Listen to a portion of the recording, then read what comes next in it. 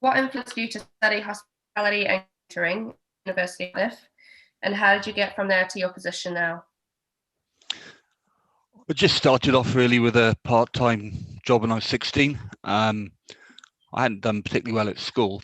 It turned out that I had ADD, but no one knew that in those days. I just thought I was just naughty. I was diagnosed as adult, but what it meant is I kind of always felt that I, was a reasonably bright person, but struggled at school. So I was never going to get the kind of A levels that would have, got me to go and do, law, medicine, or anything like that. I got a part-time job in a pub at 16. I just loved it. Really, really enjoyed everything about it. Just working the cellar first, and then the kitchen, and then in the bar and the restaurant. Loved interacting with people. Loved kind of almost like organising the party, if you like. So it then appeared to be like a natural choice. I managed to scrape into Cardiff to do what was then called the HCIMA. It wasn't a degree at that point, in hotel management.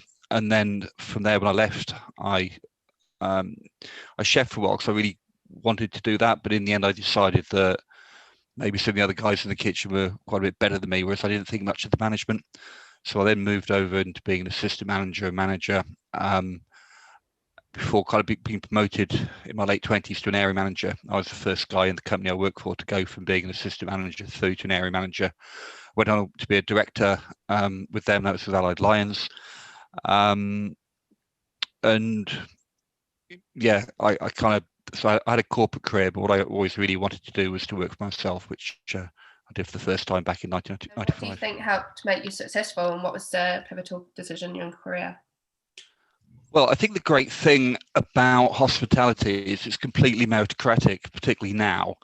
So it doesn't really matter about who you know, your background, your ethnicity, your gender, or anything. All that matters is that you, if you're any good, you can succeed. And it was just really about hard work and persistence, and just kind of keeping going, because when you're on a career, you have these ups and downs.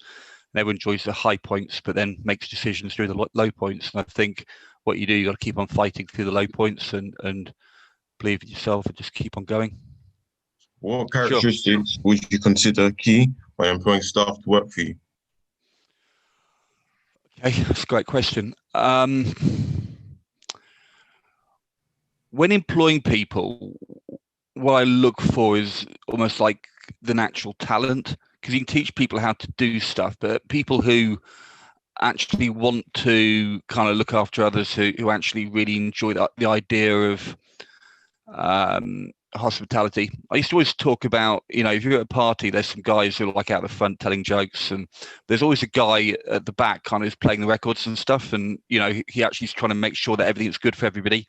And I think people who've got that kind of natural sort of want to make things good, so you sort of try and pick that out in the personality when you're talking, and I think you need people who have got a degree of energy, who kind of feel that they want to be part of something, part of a team.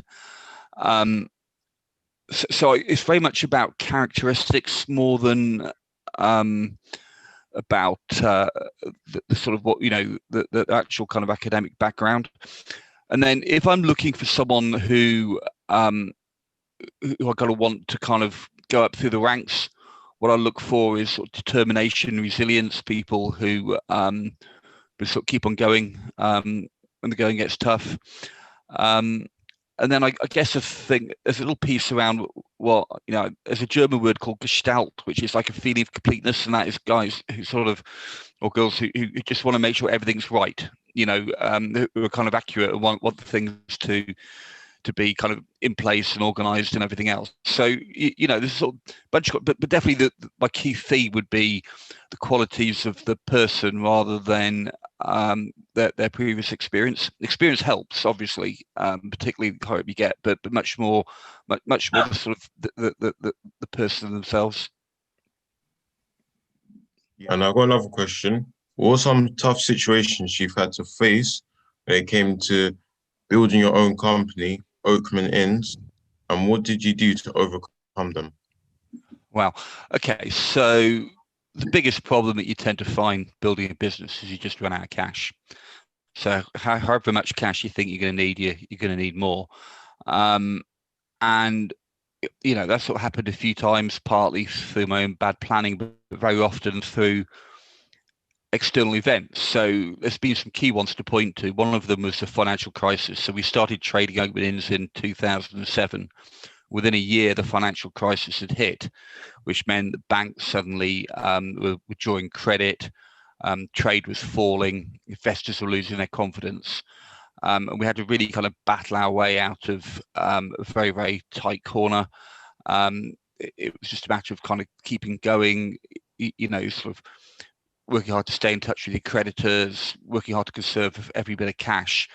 And then, of course, we've been hit again this year. So, the business has been kind of growing. And then suddenly from left field, you get hit by COVID and you get your business closed.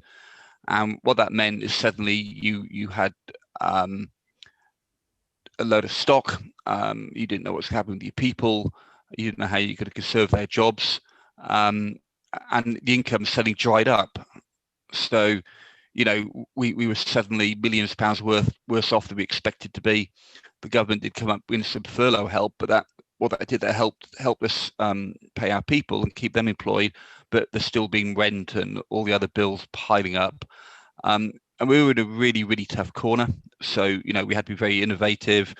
We had to persuade people to invest money into the company to make sure we had enough cash to survive the lockdown. We had to persuade the bank to kind of lend us money. So, and okay, that's an issue to do with cash, but it's a bit like many other issues in business. It's when it seems that you've got an overwhelming problem, you've just got to keep on believing and keep on fighting against the odds, because if you're in a fist fight and you never go down, then you eventually win. And it can be like that in business. And people love to think of being entrepreneur as being some kind of flash guy, can buy fast cars, but actually the real entrepreneurs are the people who just keep on going, keep on fighting, and just show resilience and a degree of creativity. You got to come up with ideas. Working hard on its own isn't enough. You've got to be thinking on your feet and coming up with a whole sort of range of innovative ideas to cope with the situation that's in front of you. What are the most positive outcomes that you've had as a result of funding and establishing Opening Inn? Right. The most positive outcomes as a result of establishing Opening Inn, is that correct, Matthew? Yeah. Yeah. Okay. I think it's always going to be about the people. When we started, there was just 3 or 4 of us, and now there's over 1,000, and you've seen people come from all sorts of different stages. There's a young guy, never held down a job. He was sort of 18, 19, no confidence. Is now a head chef, and we sort of carried him through lots of little stages and a few little trips and things. He had issues in his personal life. To see him come through and to become this amazing guy. There's a girl who works for me who's manager of one of the pubs. She kind of had polio as a child, so she sort of got some physical disabilities. But again, she'd had struggles in her teen years. She had left home at 16, got involved in drugs, but she joined us as a waitress. Found something we love, straightened herself out, and she's become one of the most successful managers at the age of only 24. And I'm so proud of seeing that kind of happen. Now, we've won awards on the people front. We've got the Principal Trading Awards, and we've been the best companies to work for the last sort of 5 years. But the biggest pride I get is just looking at those individuals who I guess we've kind of changed their lives, or probably more to the point, they've changed their own lives, but we gave them the chance to do it. And that's the most positive thing to me. The people, like seeing people grow and do well in life and be happy.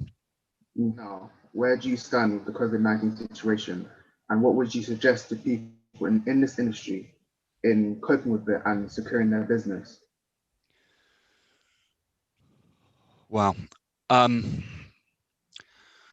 I guess my view on it is that I don't agree much with the government strategy, and I don't think that will come as a surprise to you. But people then would go, "Oh yeah, well you're just a businessman. You just want to make money. You don't care about public health." Well, I would fiercely dispute that. At Open Inns, for example, we put in place actually slightly stricter rules than the government did. Because we'd proposed the rules, we did the public information film for them, but we thought that everyone should sit down from day one, because I quite simply, after 40 years in this trade, didn't believe that young people allowed to stand up and move around would maintain, even a 1 meter distance. I mean, it's just kind of crazy. But if you and you can't police it, but if you make people sit down, then they can be socially distanced. So whatever anyone might say about business people, I wouldn't open any of my pubs if I really thought that I was putting people at risk. We have to cope with health all the time. It's fire, it's food hygiene, it's safety at work. There's all these sort of issues. But I've always said that if someone walks through the front door of an Open Inn with COVID, no one will get it except for people who are on their table, who presumably, the people have had contact with before they arrived anyway. And that's been our whole point. So I believe that we should have business trading. There's very little evidence that transmission is happening in hospitality environments. I don't believe it is. One of the reasons it doesn't in most is to do with air changes with the air conditioning systems. So in my places, the air's changed every sort of 10 seconds or so. With people kind of all get together in a student flat, as we've seen in all the campuses around the country, particularly up north, they're going to be close together. There's no air changes. They'll be kind of cross-infected. So actually a pub is a safer place for people to socialise. So we have our hand washing facilities, we have the supervision, we have the social distancing, we have the screens, we have all that stuff. So I think, the government has got it very, very wrong, because what is certain, what is an absolute, is they've done huge economic damage. So when it comes to giving advice to other people, it really is about kind of coping with what the government say. I think you do have to comply because you risk your license. What tips or advice would you offer for anyone looking to follow in similar footsteps to yourself? Well, just do it, because I think it's a great industry. I always tell these people, I use the word meritocratic early on, and it is. If you're good, you can move to position of responsibility really quickly. You could just move forward on merit. You don't have to wait for a set number of years or do a load of professional exams. If you've got the talent for it, the determination, you're hardworking, you guys would go into it the benefit of having done a degree, so you'd bring some skills and knowledge with you. I'd always say, though, to stay very close to the front line. Make sure you do all your kitchen training, and that you bar training, your restaurant training. Make sure you learn all those skills, because you get a lot more respect from the guys behind the ramp if you know what you're doing. I still, to this day, if I go in and the guys are busy, I'll start collecting plates. I'll jump onto the wash up and help with the wash up. And it's just important you can do that, and particularly with chefs who, if they're having a bad day, if they don't respect you, they know you don't know what you're talking about, then conversations with them kind of tend to end badly. But if they know that your stuff, they know that you could just jump behind there and do the job, then you get a kind of better response. So yeah, understand your basics, be ambitious, work hard, and you if you find you with the wrong employer, don't end your career there. Go to the right employer, and in terms of working for yourself, don't rush at it. I had my first business at 35, and I'm glad I didn't do it much sooner, because I think I'd learned so much by then. I'd made mistakes, working for other people. So I knew a lot more, because ultimately people go, oh, look, I want to be an entrepreneur. Well, actually, you need to be more accurate than that. Being an unsuccessful entrepreneur is a pretty shit way of spending your life. What you want to be is a successful entrepreneur. So you make sure that you've got the right timing, the right plan, the right support, the right amount of cash. You do it at the right time in the right way, rather than rushing at it because you feel that it's what you want to do. if it's really what you want to do, then you'll really plan for it.